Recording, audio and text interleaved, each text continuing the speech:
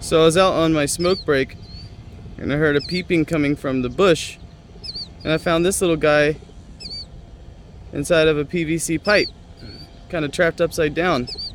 Oop, don't do that. And his mom and dad were all freaking out, but I'm gonna let him go back over there. Come on, go back over to your mom and dad.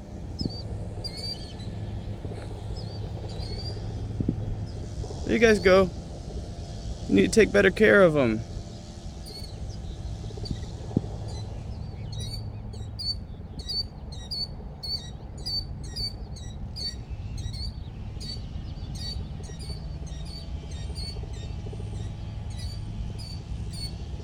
Aw.